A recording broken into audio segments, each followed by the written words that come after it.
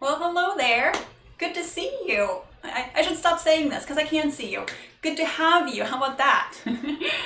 So glad it's Thursday. So glad it's sketch session time.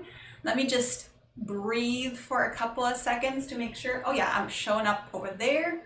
I'm over there first and here not. That's weird. Well, anyways, I'm here. I'm on the screen, so things are good to go. Welcome. Hope your day has been awesome. Hope your day is winding down. You're ready to draw. If you're joining me here live for the first time, or if you're catching even the recording for the first time, my name is Carolyn Peters from Kira Studios, and at Kira Studios I teach classical drawing skills. So artists like you can explore and find their artistic voice with confidence. And so I do these weekly sketch sessions to keep you moving forward, to keep you reporting to your sketchbooks, to keep you plugging along and moving along. And I rotate different subject matters, and I rotate with different focuses for every subject matter. So tonight, our subject matter is portrait, but rather than doing a full-on head drawing, we're just going to zoom in on one particular part, and that's the nose. So we're going to take it out of context and really look at the ins and outs of nose drawing, for lack of a better word. And what else did I want to say? There was something else, I can't remember what I wanted to say, but if you're here with me, I know that there are quite some regulars here, so welcome back. I'm so happy you're back drawing with me again. Before we start, I have a bunch of drawing reference. I have a bunch of images that I've timed. So the first set of images is going to be 5-minute images. And then after that, the last two, I believe, maybe even the last three, are 10-minute drawings. So with the 10 minutes, we'll have a little bit more time to go into detail. And I will mostly focus on structure. And I'll talk about the anatomical structure of the nose first. So with that, I'm going to talk about the 3 segments that we'll have to think about, and then how those subdivide. So if you think about the nose, it's kind of like if you took out all the detail, if you took all the lumps and bumps out of the nose, in its simplest form, a nose is basically a wedge, right? It's kind of broader at the base and then narrower on top. And it has like this triangular bottom part. And regardless of what type of nose you're looking at, whether it's a narrow pinched nose or a broader flat nose, they are all wedges, right? So that's the first thing. The second thing is you want to know the 3 subsegments. So wedge is the big picture, and within that big picture we have this area in here. So it's in between your eyebrows, and then it goes into that narrow part here. So this here, and then it steps into the eye socket, This is called the glabella, and it's basically the keystone that attaches your nose into this eye socket area. So that's the first part. The second part is the length of the nose, and it goes all the way to right above where the ball of the nose begins. So that's your second portion that you want to think about. And then the third portion is just the bottom part, and the bottom part has 2 subsegments. The ball, so the ball of the nose is this tip piece, and then the wings of the nose.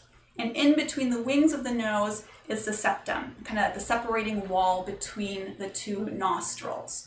So I wanted to have brought these elements up first before we dive in and draw. So when I reference them, you'll kind of know what I am referencing.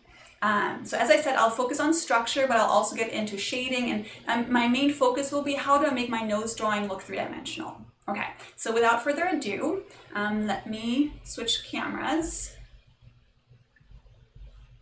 and hit this, and let's hit play over here. So as I said, the first images are 5 minutes. And I'm beginning loose and I'm beginning light. So in the beginning, you often can't see much of my drawing because I'm drawing with a very light touch. And by the way, you can jump right in and draw on your own and put me on mute and just use the reference. Or you can just watch and kind of absorb the lesson and then come back for the recording and draw later. Or you can kind of draw and listen at the same time, whatever suits you.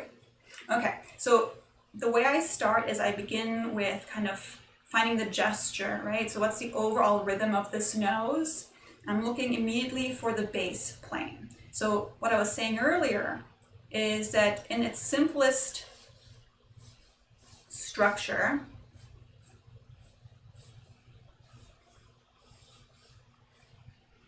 this is what the nose looks like, right? We have a bottom plane, and then we have 1, 2, 3 top planes. And that then connects into the eye socket with the glabella. So I wanted to bring that to attention as we're diving into this drawing. So I'm kind of looking at this rhythm first, and I'm looking at the underside of the nose. And as I have this gesture, I'm immediately starting to look for where on this person is this transition. It's different person to person. We have noses vary greatly from person to person. As you know, you've all noticed this before, that there's such a variety. So I'm looking, where does the glabella end and the length of the nose start? And then as I go down the length of the nose, notice on this one in particular, there's this little wide point right here. So this wide point is exactly where the nasal bone ends. So you might be aware that the nasal bone is mainly, you might be aware that the nose is mainly cartilage, right, up to this point. So all of this is bone, and then all of this is cartilage. And here where the bone ends, you have this wide point. It kind of gives you this diamond-like shape in here. And on her nose, it's very apparent. And then I go for the ball of the nose. So ball of the nose is maybe not the best term because it's not truly a ball. It's more like a teardrop. And it's also not really a teardrop. It's more like, I'm not even sure how to explain that. The structure is like this. You have a length coming down. And you have almost like 2 teardrops. Except they have some sort of width at the top too. And they're anchoring around this length coming down. So if you think about this as like a cylinder, let's say, you have these wrapping around. And there's another structure, there's several structures in our body that are like this. And one of them is our butts. So you have the torso coming down, and then you have the gluteus medius here, and then you have the gluteus maximus here. But it's also the same structure that the nose is. So don't go around offending people telling them they have butt noses, but it's useful to think about it this way.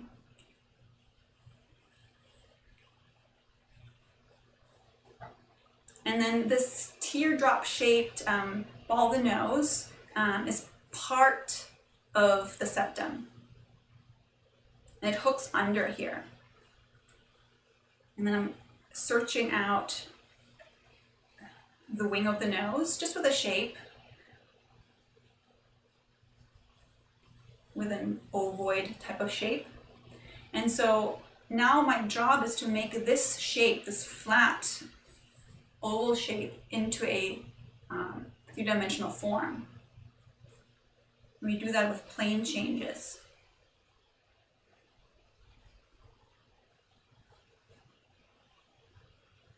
Anytime you do something on one side, you want to carry it over to the other side.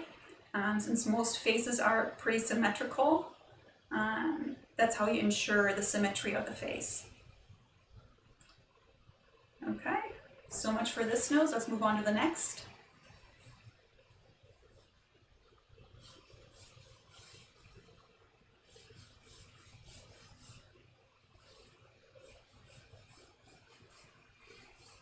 So when I begin always begin gestural. So other people like to say sketchy. I prefer the word gestural because gesture implies that I'm looking at the big picture. Like if I take out all the details, what's left?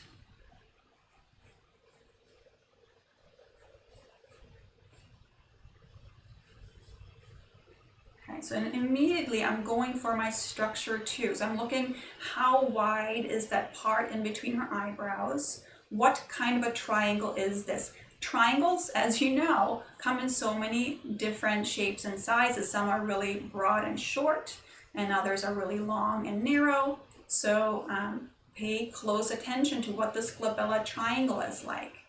And then here's the tricky part. This is what people usually don't consider. You need to step into the eye socket, down into the eye socket, and then you have your tear duct beginning over here, right? So a good question to ask yourself is how deep, or what's another way of saying this? How far is the nose coming off of this person's face?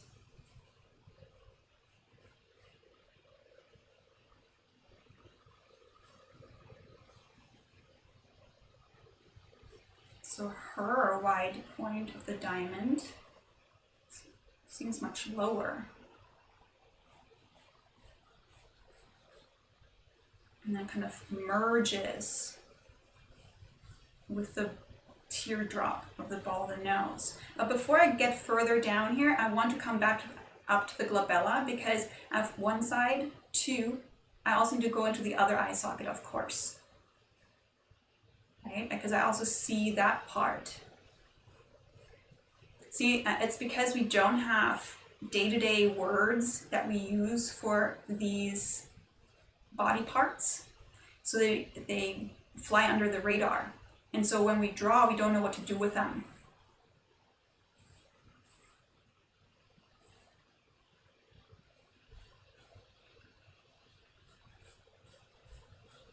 Now, I always like to make clear in my mind how the tip of the nose relates to where the nose grows out of the face. So if you can see my cursor, I hope you can, I'm not sure.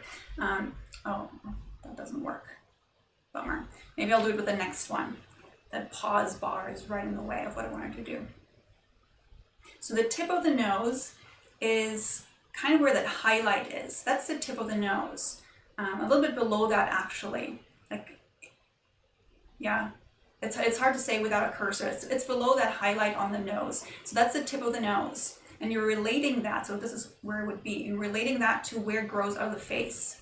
And you should be curious about if this tip of the nose is overlapping this portion or the other way around. And what that tells you is if your nose perspective is like this, or if your nose perspective is like this, where you're seeing the underside. Here you're not seeing the underside.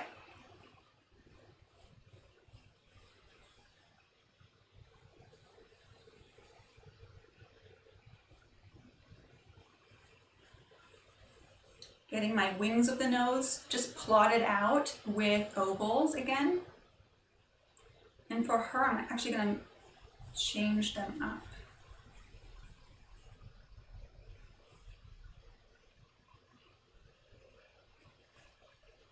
And I'm going to start to pay attention to the particulars of the tip here. I'm looking at the plane changes here. She's a very chiseled tip of her nose. And then here is a plane change from kind of the top side of the nose to the underside of the wing of the nose.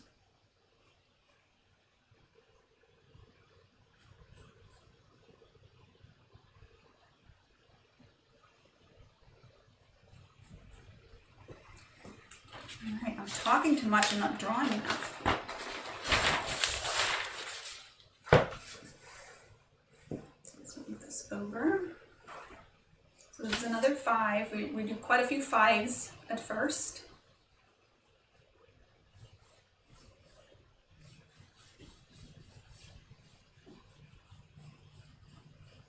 So when you do these practice drawings where you only have 5 minutes for something, I recommend, especially if it's just a small-ish body part, I recommend that you still draw it fairly big. Not huge, like not beyond life size, but still pretty big, because that allows you to see clearly what you're doing.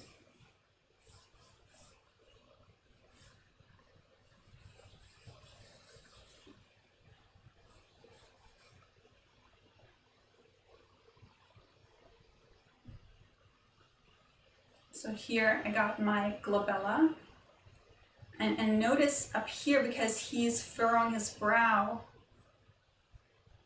you have this sort of a shape happening here. This is the same shape that's happening down here, by the way, this kind of bifurcated teardrop latching onto the forehead.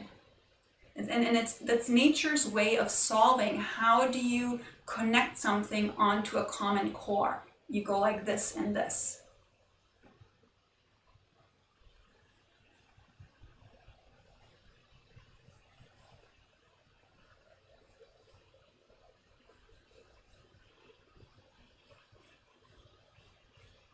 Looking for the wide point in here. Before I get into too much more detail, I'm going to check that I got my width right. I feel like I'm too narrow still at the bottom of the nose here.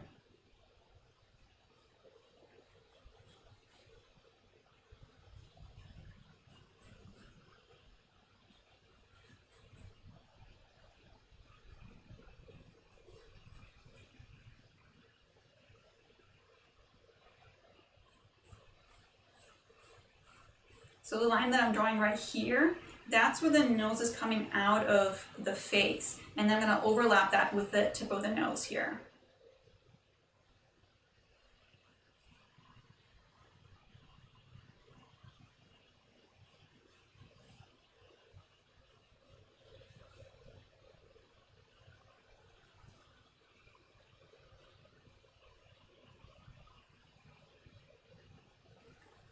So now I'm placing just how tall do I want to make this wing of the nose. That's what I'm doing with these ovals. I'm just giving myself like a little scaffolding.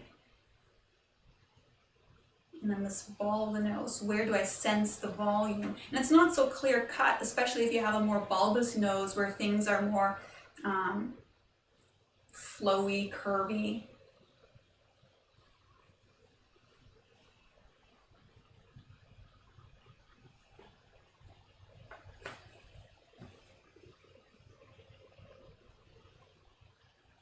So now let's come back up here, getting that diamond figured out. And it's just an implied diamond, it's not really there.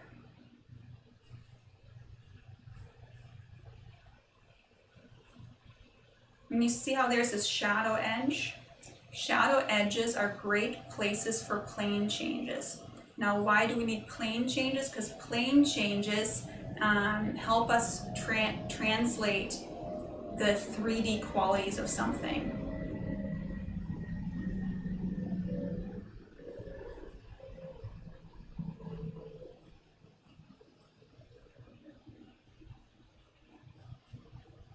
Now, when you have a point of view like this, where you're getting a sense of the nostril, don't carry that line all the way to the edge of the wing of the nose. You need to leave a gap in between the two,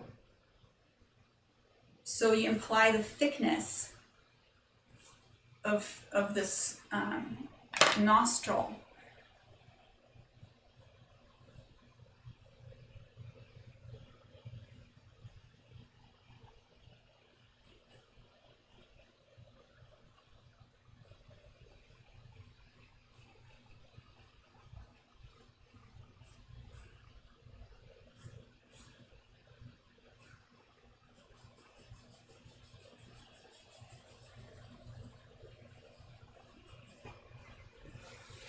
Next one.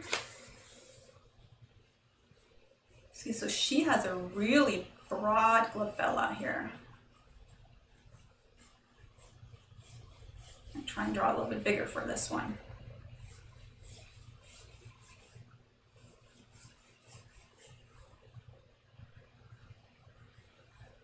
when I do this lay-in phase, the important thing is that you zoom out. You want to see the entire nose in one glance rather than just looking at the glabella by itself first, then the length of the nose by itself first. You want to see the entire nose at first, noticing its overall shape.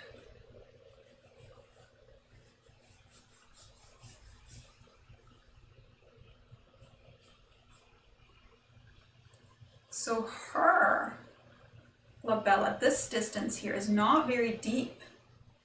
Do you notice that? It's a fairly shallow nose.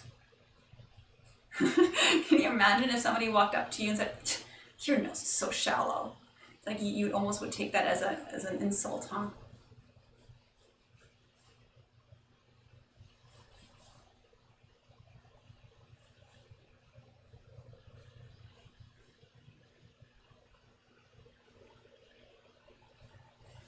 Okay, so see, again, I'm paying attention. One plane on the right side, one plane for the forehead, one plane for the left side into the eye socket. You want to enclose those ideally. And then here, I know there's a bunch of stuff happening in here. Don't let that trip you up. That's just, cheek muscles and little fat patties attaching. I'm still looking at how broad does it get here. And then within that, how's the distribution between wing of the nose and ball of the nose. And in her case, it's really not much of a ball. It's almost more like a block. It's a very angular bottom of the nose.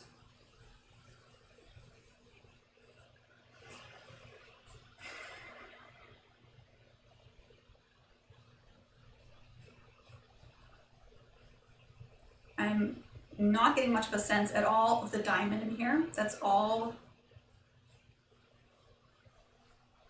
kind of blending in.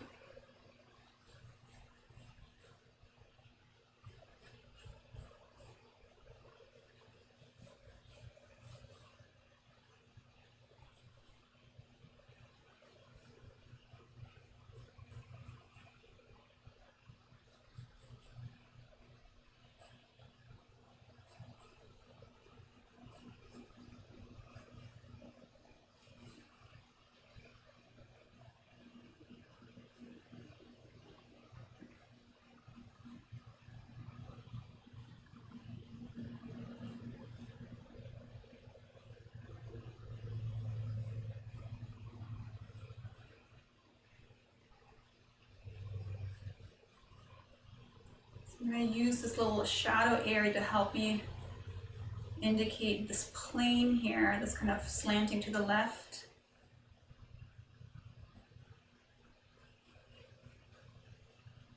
And then this here is aiming right at me. I'm going to carry these kind of cross contour marks across here. It's like the mid-tone that I'm sensing. And then here I have the opposite, it slides this way. So all I'm doing, you know how I did my box, my nose box? All I'm doing is I'm repeating this angle here. That's what I'm hatching. That's why beginning with the structure is so damn useful. It's not because you want to have a box left in your drawing, it's just because it helps you organize your shading and your hatching and all that stuff.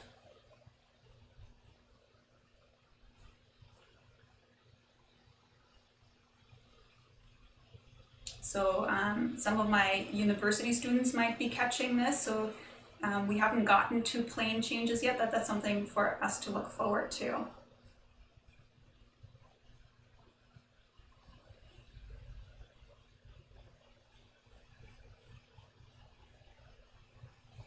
All right, let's move this over. So here's a challenging point of view now. Aren't you so glad that you only need to begin with a wedge? So in a case like this, let's begin with a gesture first. Just kind of get the overall placement. It's always useful to find the brow arc.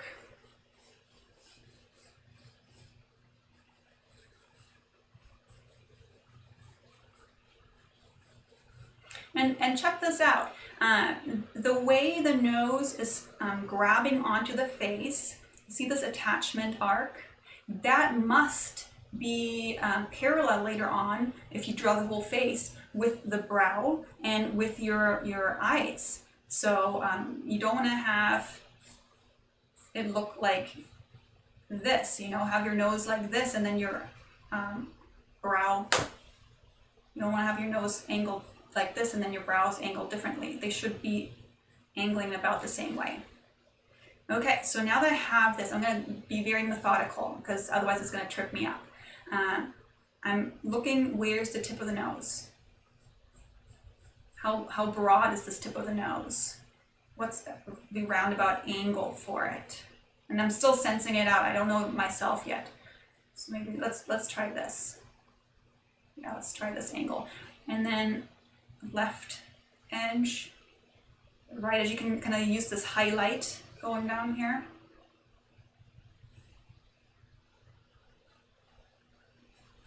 Okay, so now I have my underplane. So now I'm gonna find the length of the nose. Some angle this way.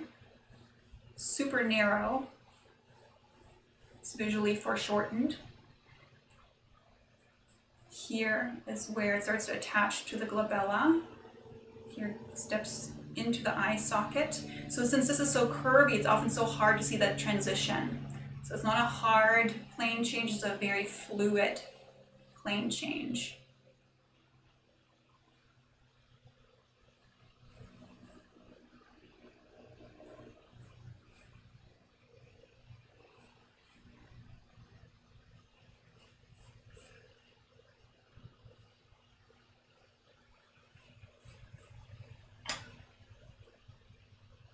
Taking some of this underdrawing stuff out so the drawing stays clear.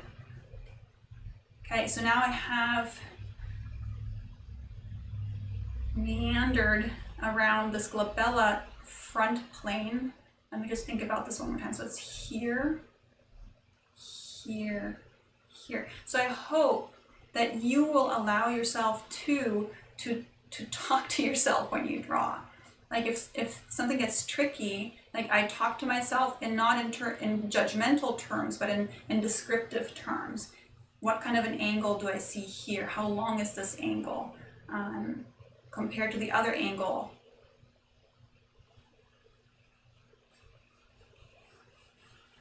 What do they look like in comparison? And so by staying in a descriptive mode, you can usually figure out most visual puzzles. It's just when you start being mean to yourself that all hell breaks loose. And that's when pencils get thrown.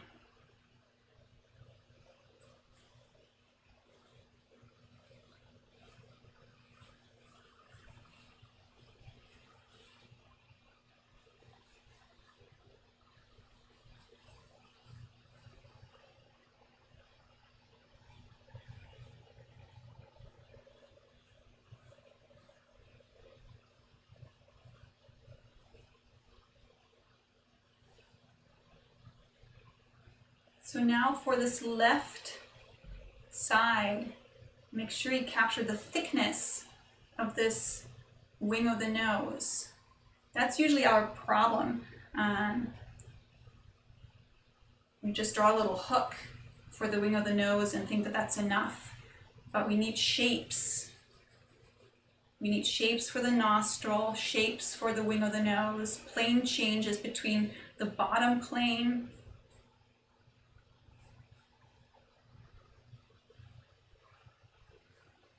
top and the side.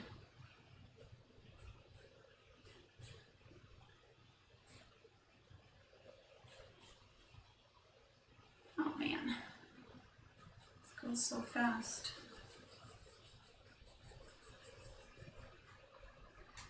Okay, I can squeeze this one in here, I think.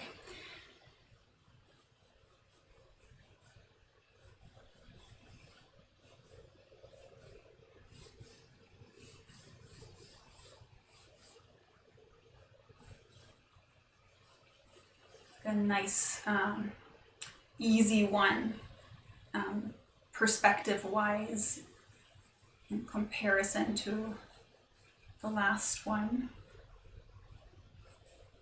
Now, I'll say something. If you're a first timer here and you might not be familiar with this, the reason why we do these fairly short poses, it's not so you get stressed out and frustrated and feel like you're not a good artist.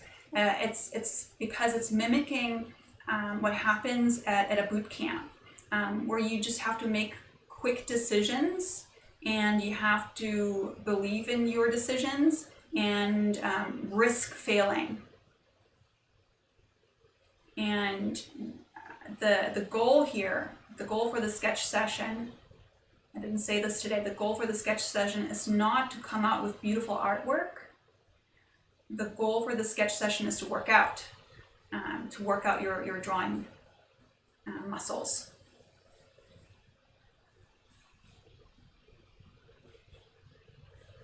So if a lot of these drawings look like crap, then that's totally fine.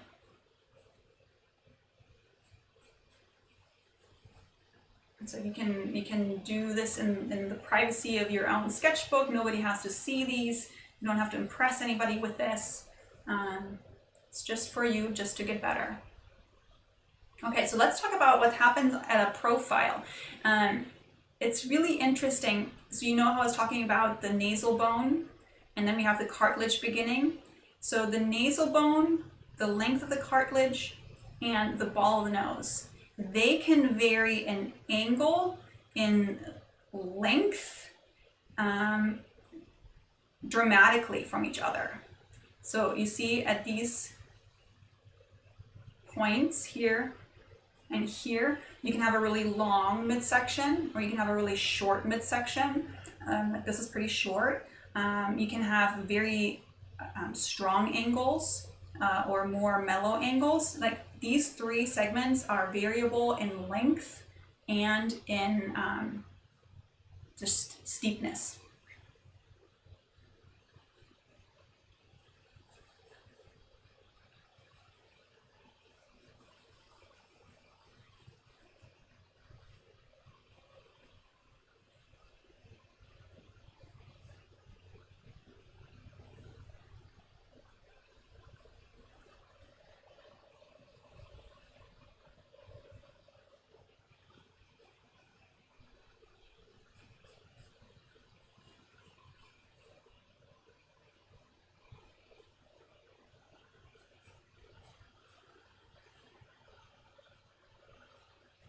So for this little back portion here on the wing of the nose, I'm thinking about this little facet here. This is a little plane.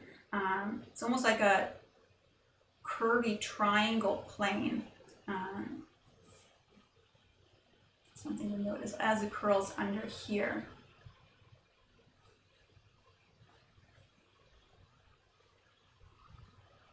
And then how does your ball of the nose come around and hook under here? And then you have the muzzle coming out. Remember, these wrap around like these teardrops.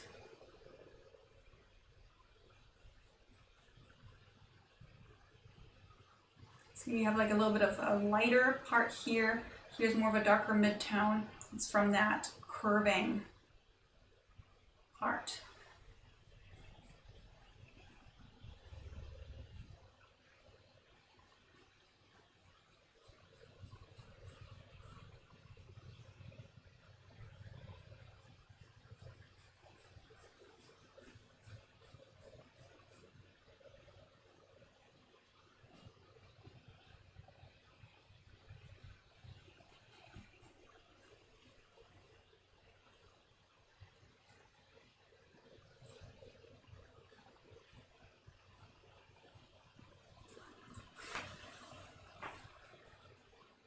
Okay. I think this one might be already a 10-minute one. Yeah. So now we have a little bit longer for this one here.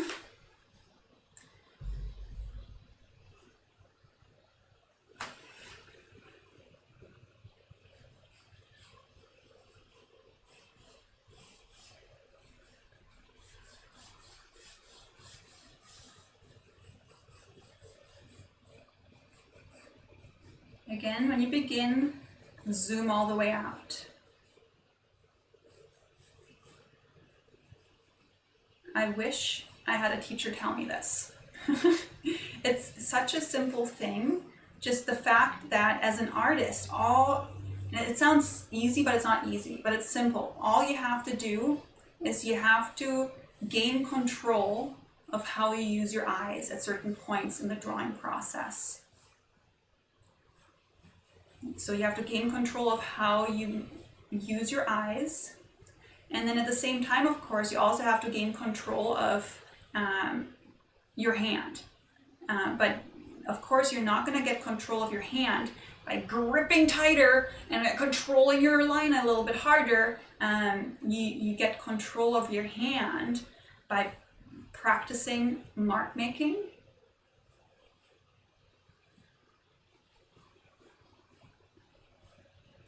And making just like these repetitive marks like ovals and circles over and over again. And that will build trust. And so notice what I said, you're not going to control your hand by gripping tighter. You're going to learn to dance in tandem with your hand, more or less, by doing lots of practice exercises and by learning that you can trust your hand. But you can't trust your hand if you don't know your hand. Same with people, right? It's hard to trust somebody you've never met. But the more you spend time with them, the more you pay attention to how they behave, the more you can foresee how they will react at certain points, what choices they would make.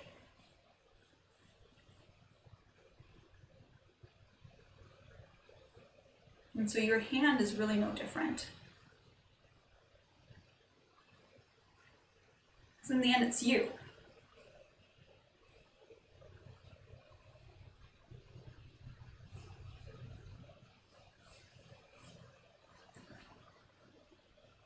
Okay, so I plotted out the under plane. I plotted out my glabella very loosely. I'm starting to get the teardrop shape, the wings of the nose. It's a little bit blown out on this side, but let's just say it goes up to here.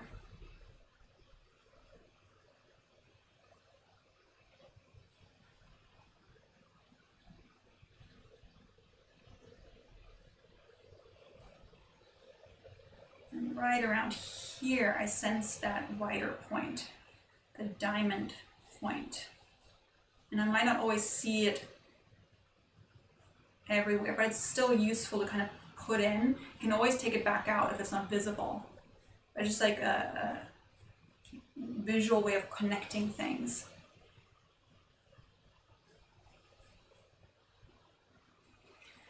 Okay, so let's get a bit more specific here with the contours. Contours just means the outer edge.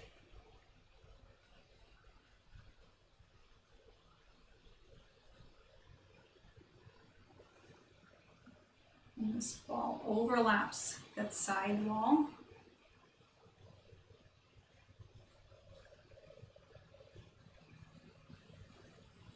So your ball of the nose, I don't know if but like in general, a ball of the nose, it has this bifurcation in the center.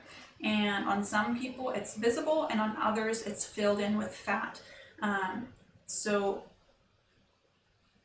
just something else to pay attention to, a particularity that might bring out somebody's likeness a little bit more.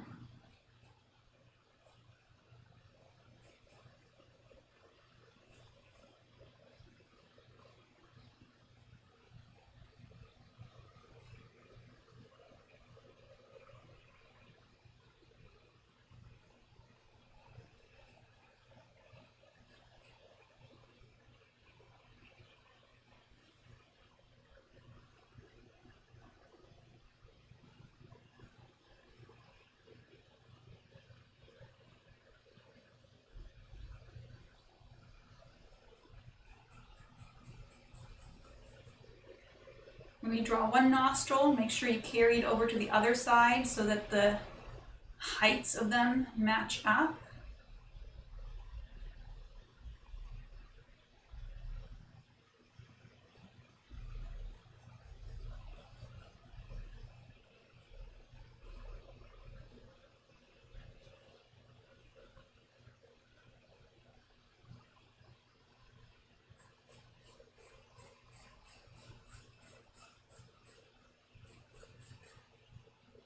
I'm going to drop this whole lower side into shadow here.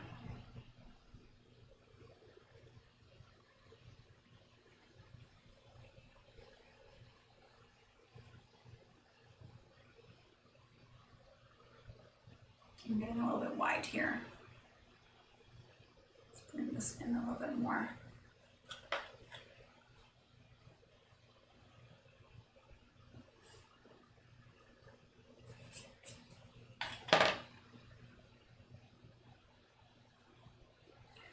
Bring some of this mid-tone across and over.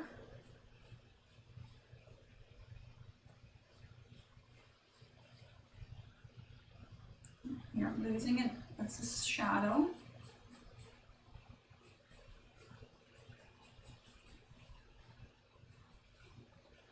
Making this a fairly soft edge here because it's a softer transition.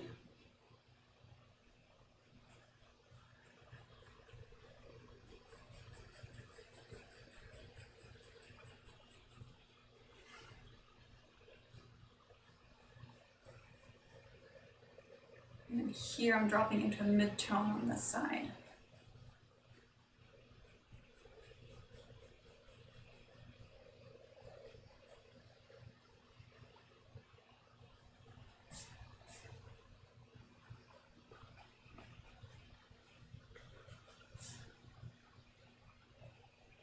So now I'm making a decision. Am I making the top plane darker or the side plane darker? And that's a hard call. I'm gonna just say that this plane is lighter, this plane is darker. And you might disagree on that, and you could translate it the other way. But as artists, you know, we just have to make decisions and then make the best of them. That's, wasn't that what we were talking about, I think 2 weeks ago, about that's where the root of style is. How do we solve problems? So we're back at that thought. What decisions do we make? How do we solve a conundrum?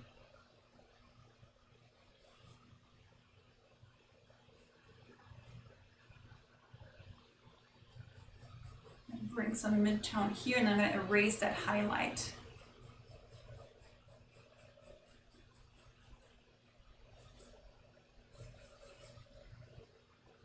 So here, you see this edge here? So we're basically dealing with a boxy plane change, and the highlight runs around the edge of the box.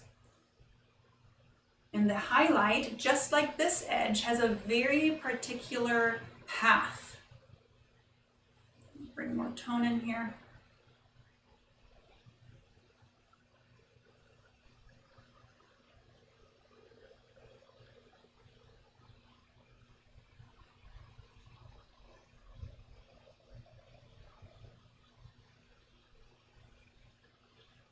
Oh, you know what? This is a great, no, never mind. I was gonna point again with my cursor where the tip of the nose is. Well, it kind of works, like right here where my cursor is, that's what I consider the tip of the nose. It's not quite the edge up here, it's a little bit below there.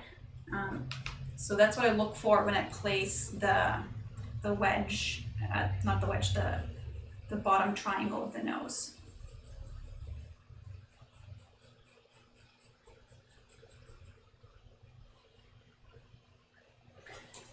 Okay.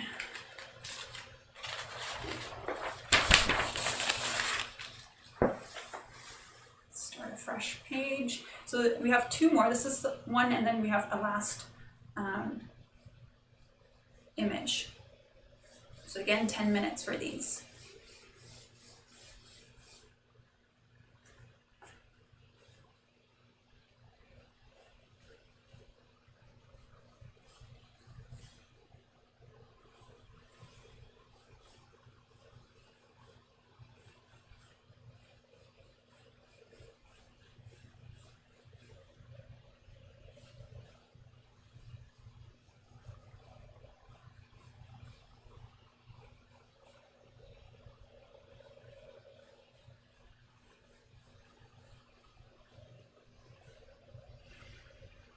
Okay, so I'm looking, so even though he has this bump on the nose, I'm just kind of looking the general rhythm. Like if I connect up here to here, I get this sort of a rhythm in my mind. So that's what I begin with. Then I'm looking for the tip of the nose. It's kind of like right where the shadow edge is, so that one is easy.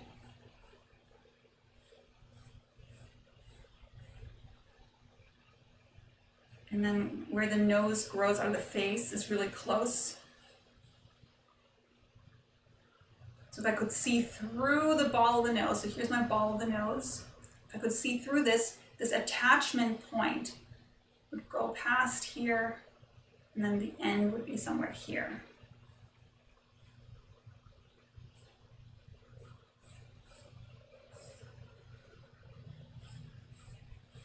So if I took the ball of the nose out, this is kind of the underplane. I'm always interested in the shape of the underplane.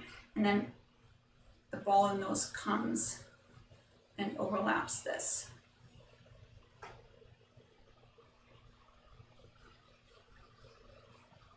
So let's bring that in, might as well.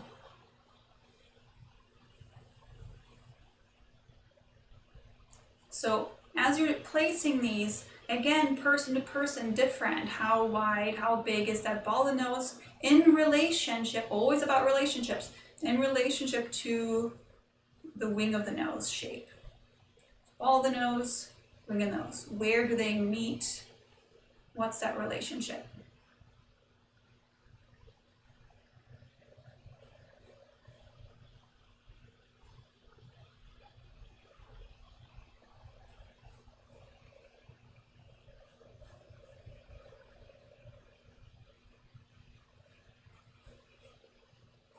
So the wing of the nose hooks under. So you follow the edge of the nostril here, here, here, and then you get the thickness of that hooked under part. I know it's a little bit hidden in the shadows, but it's there.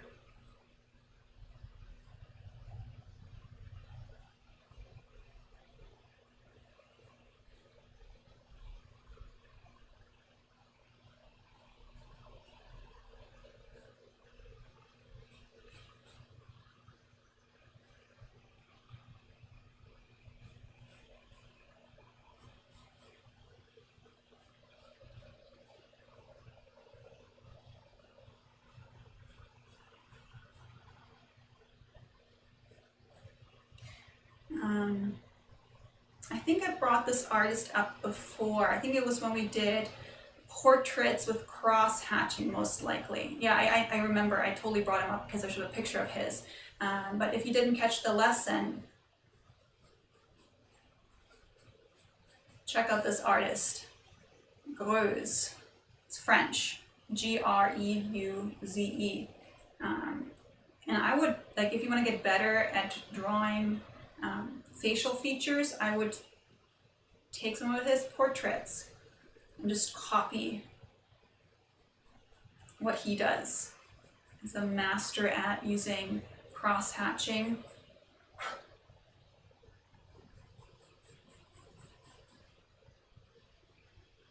See how the nose is casting a shadow here? Notice how the cast shadow falls over the muzzle and then joins with the philtrum.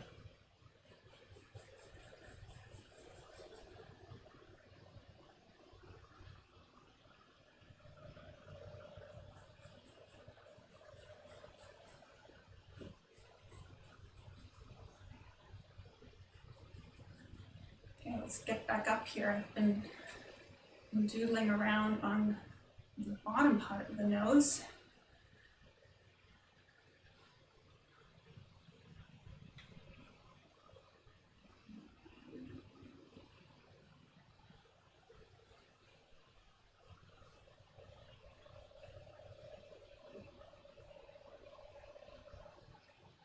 So this is from the ball of the nose here.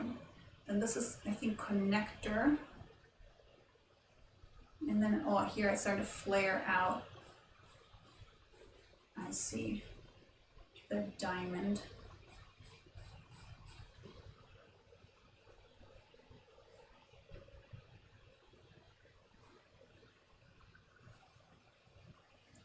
here to that furrow.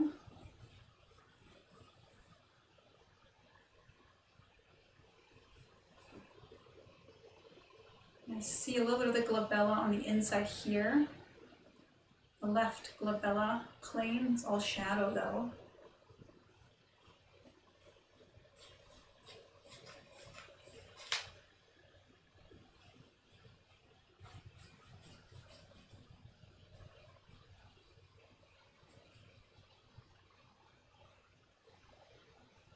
That's shadow from the brow.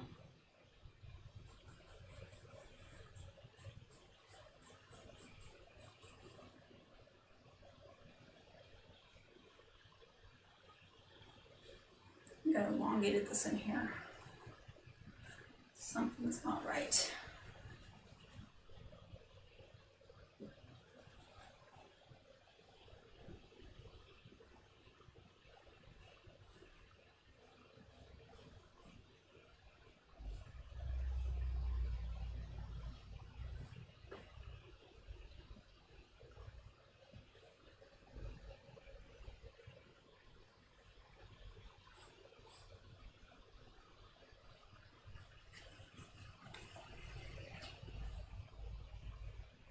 And so now I'm going to go over here if I have some time left and work on that connection of that wing of the nose to the cheek.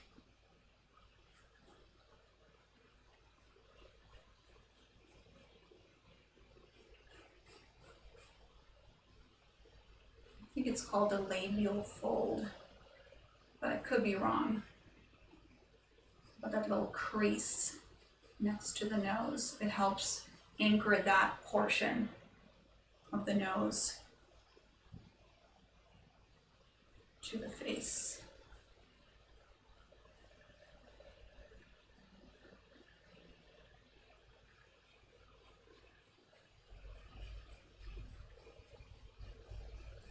So notice how the tip of his nose is much redder. The wings of the nose are much redder. So that's something you can reflect in your shading with local value. It's because we have more blood in our extremities or in our joints. Also, nose is a high point, so it gets more sun exposure.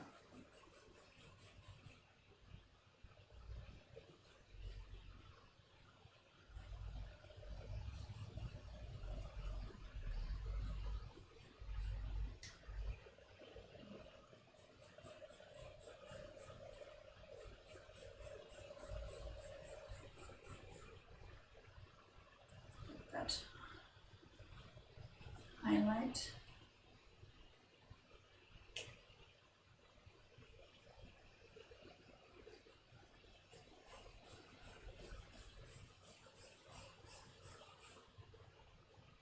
So you're like all afraid to put tone on this side, but I think it really needs that tone so we can have that highlight here. It's because there's all this glare stuff happening, but if you think about it as a wedge again, and you're being clear to yourself, this is shadow over here. Let me pull this over.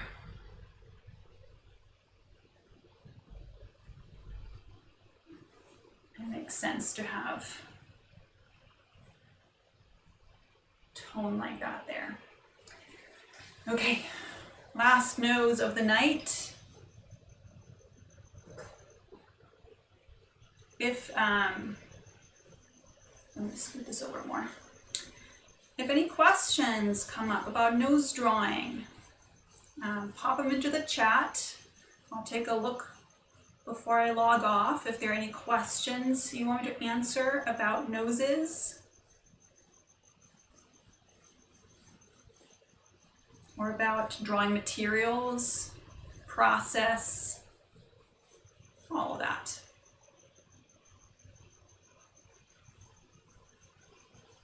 Next week, we're back to animals. So I said that I cycle through subject matter and focus. So we had figure last week, portrait this week, Next week it's going to be animals, and I'm thinking we're going to do cats.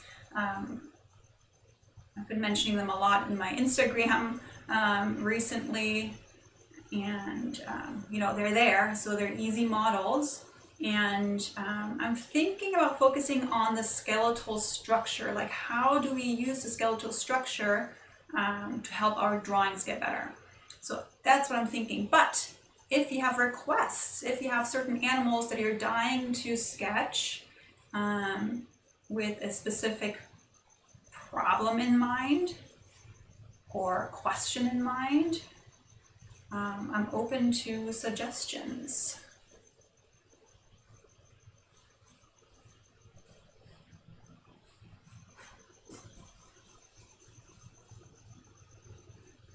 So I'm looking at my glabella here.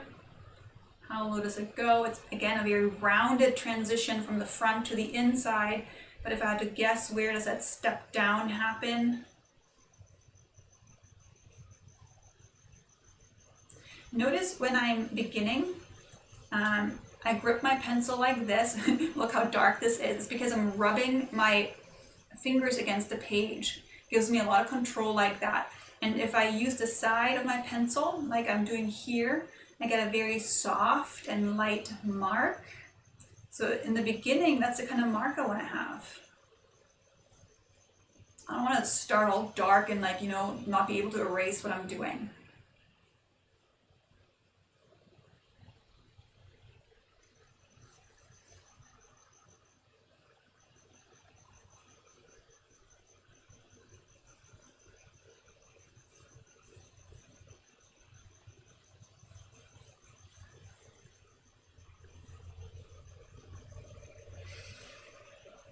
Okay, so here with this line, I was thinking about what does my underplane look like, and it's very similar to this actually. It's just flipped, where the ball of the nose is overlapping, remember?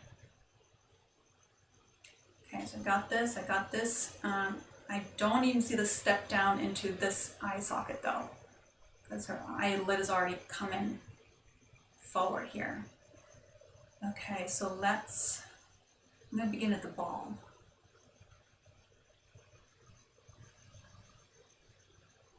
Trying to get a sense for what's happening there.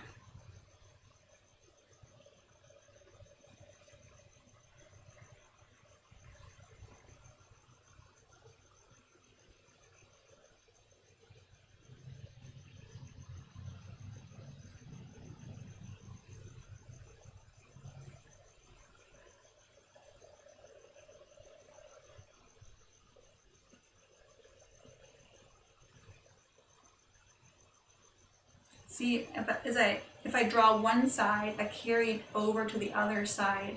Even if I don't really see it, it's just kind of to make it connected feeling.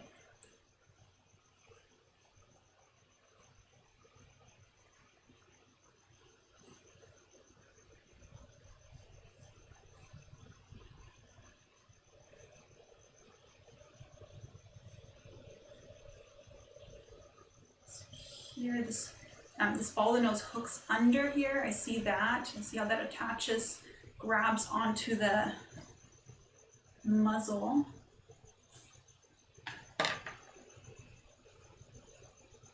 We're getting close to time.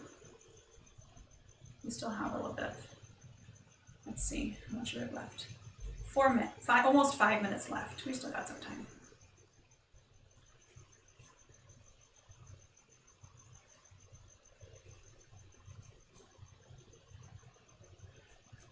So I'm always trying to think of anything in facets, in terms of facets. So I have facets to this wing of the nose. Like there's this facet in here that's pointing up this way. And then as it curls and turns, it faces more this way. And then it tucks under and it faces down. So these lines I'm drawing, that's what I'm thinking about. And sometimes those lines stay in the drawing, and sometimes they're just a way for me to make sense of it, and then I take them out later on. So drawing is basically a way of thinking visually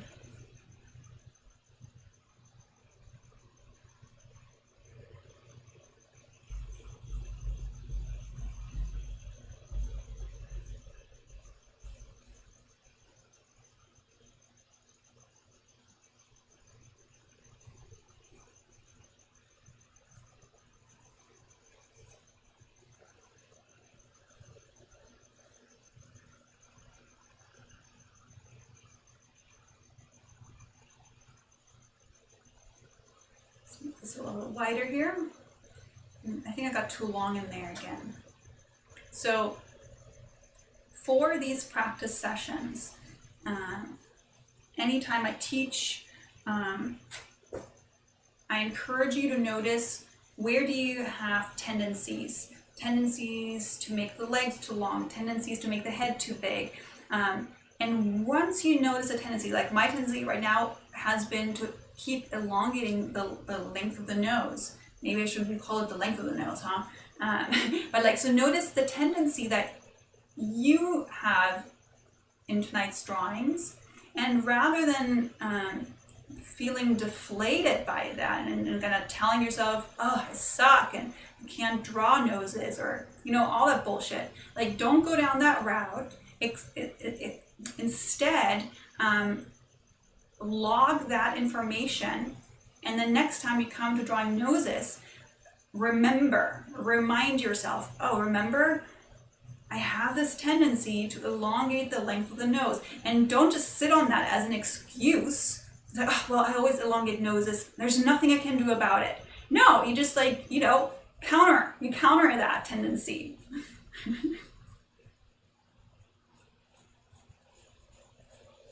So don't take your tendencies laying down. Become aware of them and then counter them. Unless there's something you want to keep, of course.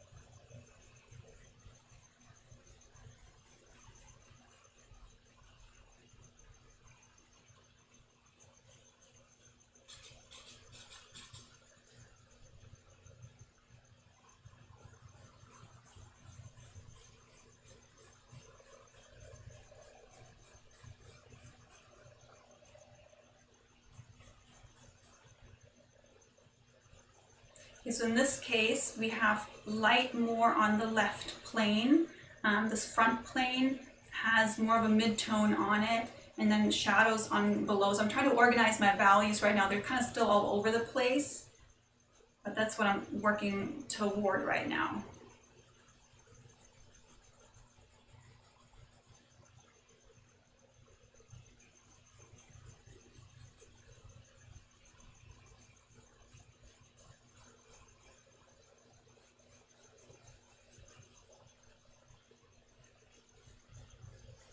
So of course, you always want to make sure that your shadows are darker than your midtones. Midtones are part of the light.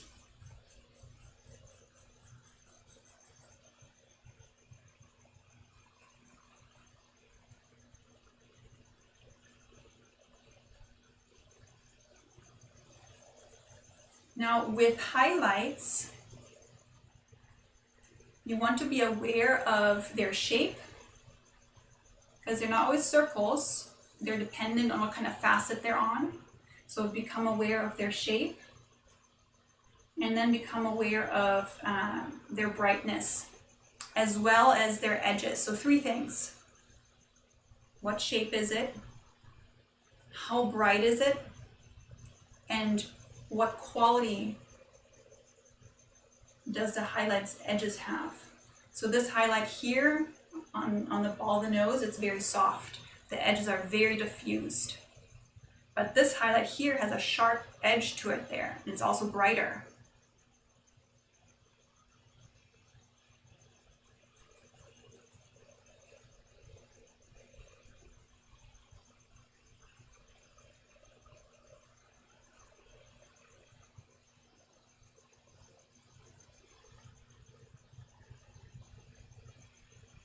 You can use your eraser to kind of cross hatch too. All right. The we're out of time here, so I'm gonna call it quits.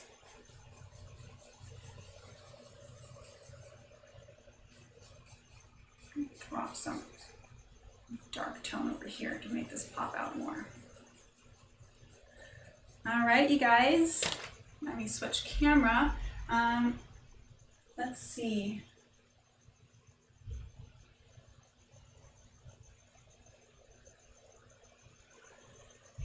I'm not seeing that. There's something going on with my streaming service, so I can't see. Oh, there. Okay. I was just checking if there were any comments, if there were any questions, and I finally see, okay, Kija, your game for cats, excellent. So if you have particular cat images that you want to submit, just email them over to me, and I can integrate them into the drawing reel.